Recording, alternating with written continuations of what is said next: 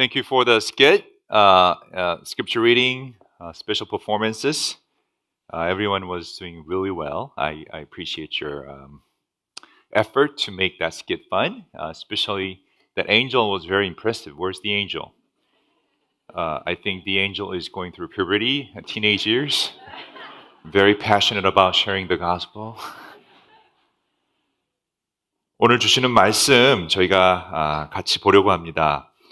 내가 받은 가장 큰 선물 설교 시리즈는 오늘 마지막 시간입니다. 크리스마스 하면 떠오르는 단어가 있을 텐데 그것은 기쁨과 평화와 소망일 것입니다. 예수 그리스도께서 이 땅에 오심으로 우리에게 기쁨과 평화의 선물을 주셨기 때문이고 또 다시 오실 그 예수님을 기다리는 소망 속에 우리는 살아가기 때문입니다. 이미 크리스마스를 통해 오신 예수님께서 우리에게 어떤 소망의 메시지를 주시는지에 대해서 우리 말씀 보도록 하겠습니다. Again, as usual, I'll just preach in Korean and hopefully you can understand. But the main message, the points are on the screen for both English and Korean, so you can understand through that way as well. Or if you can watch YouTube Live, I think in these days the AI has the direct translation, so you can watch it as well. And maybe, pretending watching and playing game, maybe that's what you want to do. But you can just pay attention for 20 minutes. I'll deliver the message of Jesus Christ today. 우리가 살면서 수많은 소리를 듣게 되죠. 성공의 소리도 있고 어떤 광고의 소리도 있고 때로는 우리를 주저앉게 만드는 비난의 소리들도 있습니다. 사실 아담이 죄를 짓기 전에는 좋은 소리만 우리가 들을 수 있었습니다. 자연의 소리, 아름다운 소리, 하나님의 음성 들을 수 있었죠. 그런데 아담의 죄로 인해서 우리는 절망적인 소리들까지도 들어야 합니다. 죄로 인한 고통의 소리, 또 파멸의 소리, 또 죽음의 소리 등등 이 땅은 모든 것이 오염됐기 때문에 소리까지도 오염됐죠. 그래서 이 어지러운 세상에서 하나님의 백성들은 다른 무엇보다도 하나님의 음성, 그 말씀을 듣기 위해 노력해야 했습니다. 하나님의 말씀에 귀를 기울여야 살아갈 수 있었기 때문입니다. 그런데 사람들은 하나님의 소리보다 세상의 화려한 소리에 귀를 기울이기 시작했고 그 결과 하나님은 침묵하심으로 세상은 더 짙은 어둠과 혼란에 빠지게 됩니다. 이걸 해결하기 위해 하나님이 다시 소리를 내셨는데 긴 침묵을 깨고 다시 내신 하나님의 소리는 천둥 같은 또 번개 같은 압도적인 위협적인 소리가 아니었습니다. 오히려 아주 작고 연약한 아기 울음소리였습니다. 그 아기 울음소리에 대해서 구약에 있는 예언자 이사야가 이렇게 설명하고 있습니다. 한 아기가 우리를 위해 태어났다. 우리가 한 아들을 모셨다. 우리의 통치자가 될 것이다. 그의 이름은 놀라우신 조언자, 전능하신 하나님, 영존하시는 아버지, 평화의 왕이라고 불릴 것이다.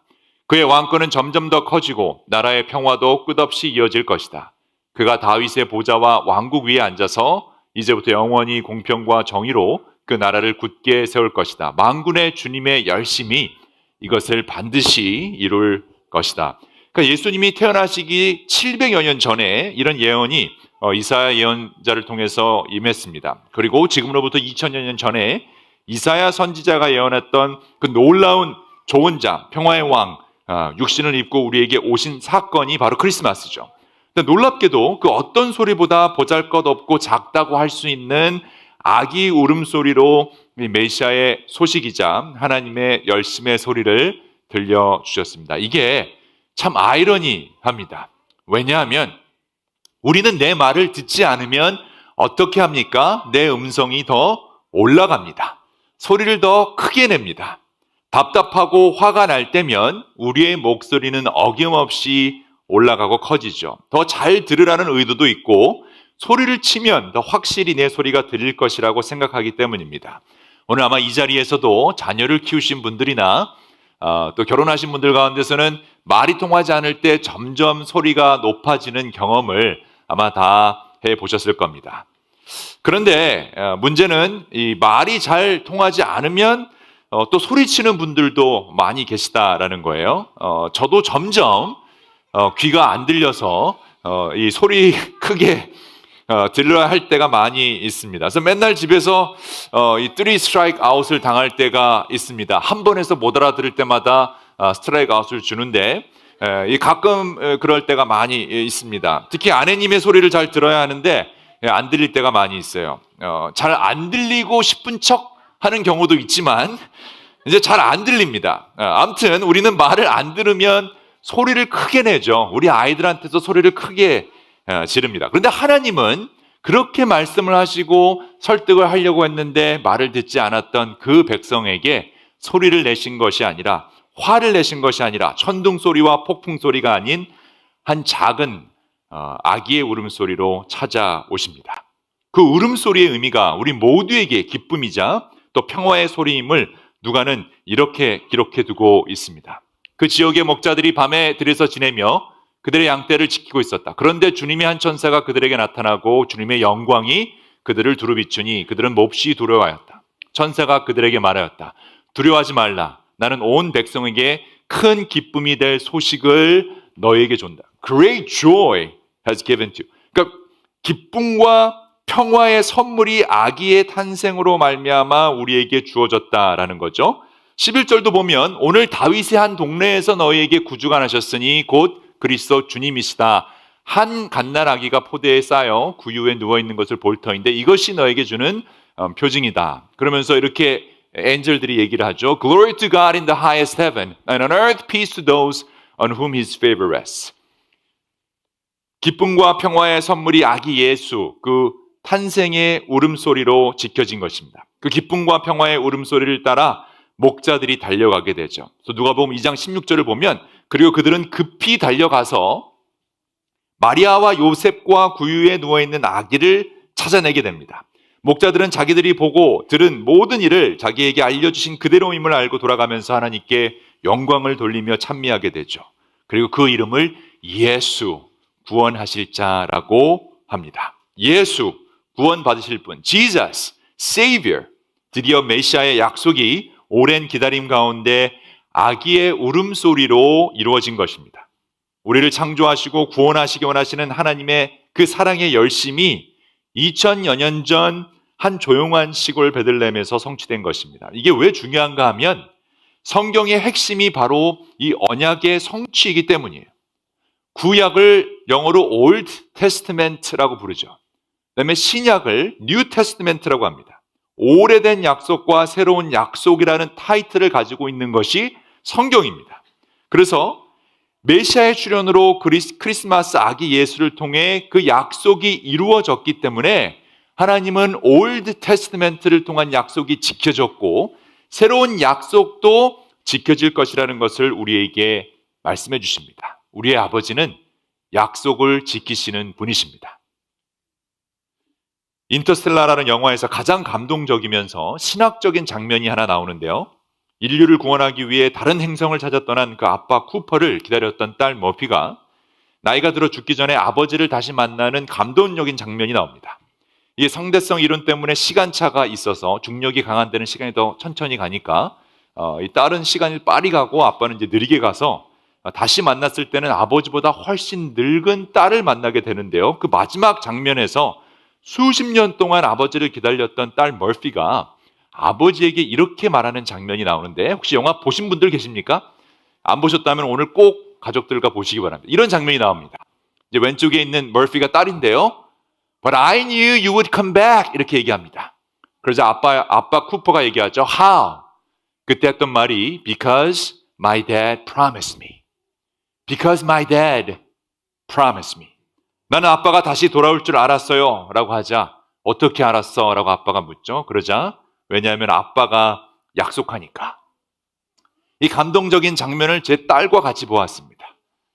너무 좋아하는 영화인데 같이 보다가 이 장면에서 제 딸도 울고 저도 울었습니다. 그래서 저는 이 감동적인 장면이 있으면 꼭 제 식구들한테 적용을 해서 대사를 읊어주는데 제가 제 딸한테도 You can trust me too. I'm your dad. I'll keep my promise for sure. 이렇게 얘기했어요. 그랬더니 저희 딸이 지난번에 용돈 주지 않은 거 You better keep that promise too. I know my dad promised me. Please pay me the cash. 적용력이 아주 뛰어난 친구인데 딸이 셋인데 누구라고 말을 하지 않았으니까 여러분 누구 이렇게 지정해서 얘기하면 안 됩니다. 다시 돌아온다는 아빠의 약속. 영화 속 쿠퍼 딸 머피는 그 약속을 붙잡고 살아왔어요. 그 약속이 이루어질 때까지 머피는 소망하면서 사는 거죠. 아빠가 다시 돌아올 것이다. 이처럼 소망은요, 어디서 출발한가 하면 그 약속에서 출발한다는 것을 알 수 있죠. 크리스마스가 소망의 선물이 되는 것은 바로 구약 옛 약속이 이루어졌음을 보여주기 때문입니다. 그래서 이사야 9장 마지막 문장이 우리에게 확신을 주는데요. 만군의 주님의 열심이 이것을 반드시 이루실 것이다. Our dad promised us. So this is the only thing you need to remember for today's message, right? I already lost you. I know that. All you have to remember is our dad promised us. And he keeps the promise all the time. 소망의 근거는 사람의 결단이나 상황의 호전 속에 존재하지 않습니다. 소망의 근거는 오직 하나님의 열심인 거예요. The only ground for our hope is the zeal of God. 사람은 쉽게 포기하지만 하나님은 포기하시지 않는다는 거예요.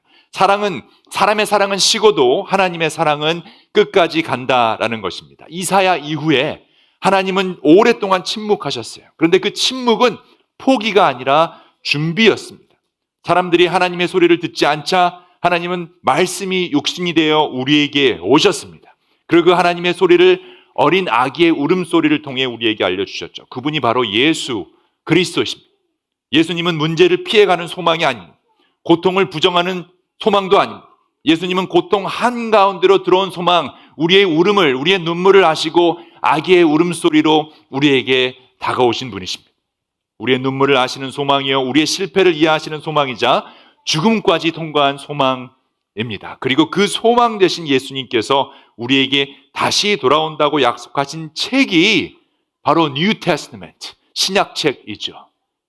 이렇게 예수님이 우리에게 약속해 주셨어요. 내가 가서 너희를 위하여 거처를 마련하면 다시 와서 너희를 내게로 데려다가 내가 있는 곳에 너희도 함께 있게 하겠다. This is what God promised to us. Jesus promised to us in New Testament. I will come back and take you to be with me.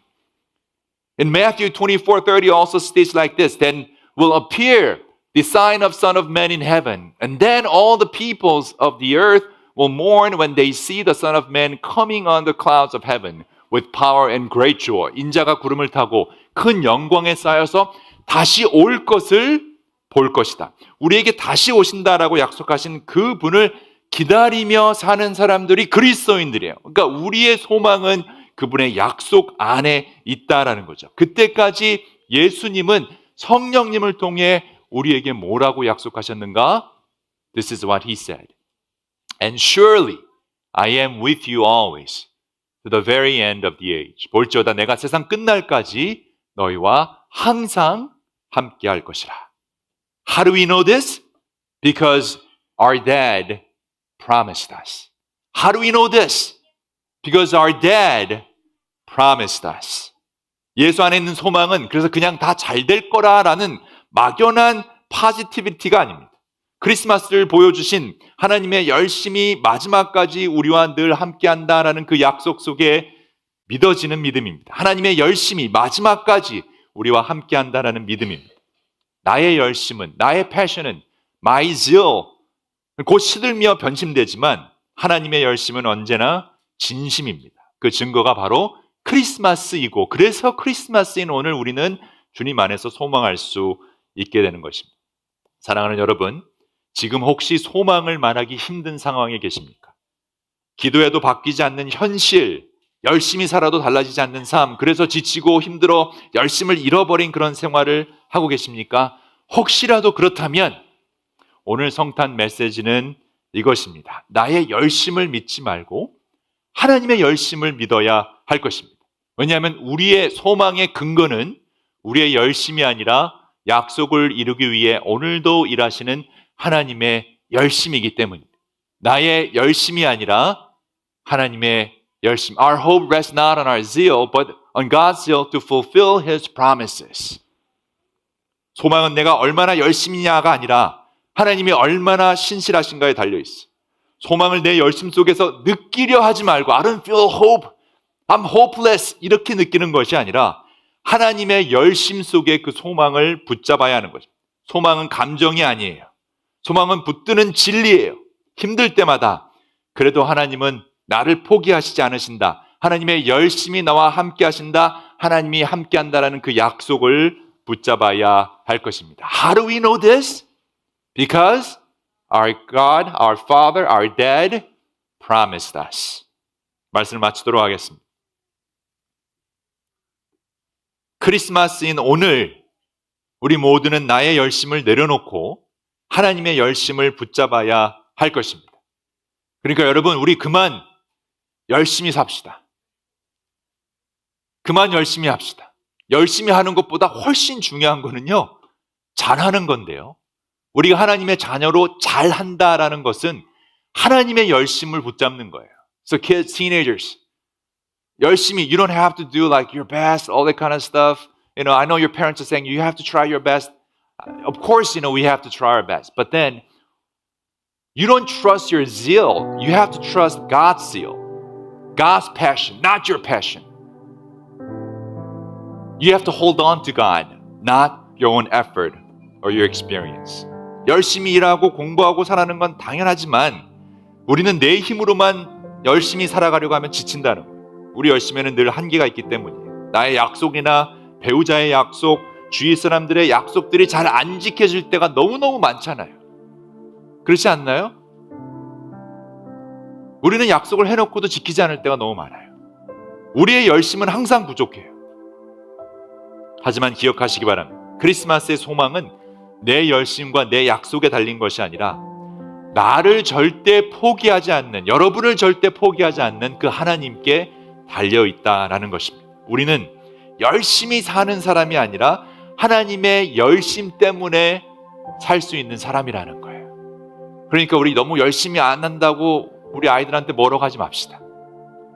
어차피 열심은 오래가지 못해요. 그런데 우리 자녀들을, 우리 배우자를, 우리 식구들을 나의 열심보다는 하나님의 열심을 붙잡을 수 있는 그런 사람들로 키워냅시다. 하나님은 아브라함, 야곱, 요셉, 모세의 인생을 그분의 열심으로 빚어내셨죠.